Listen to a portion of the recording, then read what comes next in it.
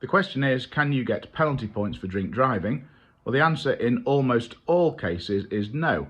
If somebody is convicted of drink driving or driving with excess alcohol, then the law says that the court must impose a minimum disqualification from driving of 12 months, although in practice the ban is often longer.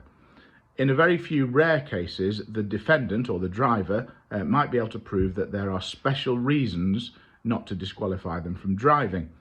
Now, the High Court have said that special reasons are mitigating or extenuating circumstances related to the commission of the offence, which are not a defence and which the court ought properly to take into account. Now, there are a couple of important things in that definition. The main one is that the special reason must relate to the commission of the offence. So it must be something that happened when the offence was being committed.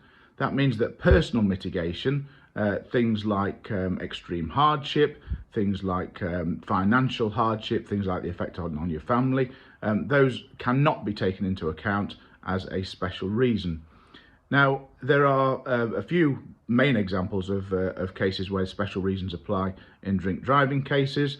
And as I said, it is very rare for special reasons to be found.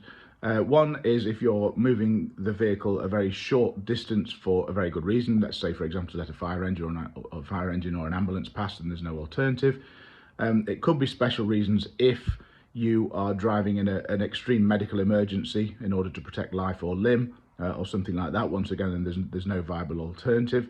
And the other common one is where somebody has their drink spiked. They can prove that the drink's been spiked, they can prove they didn't know, and that they just weren't aware of the effects of the spiked drink. That could also be a special reason. Special reasons are hard to prove, and as I've said before, they're quite rare. If a court finds that there are special reasons, they have two alternatives.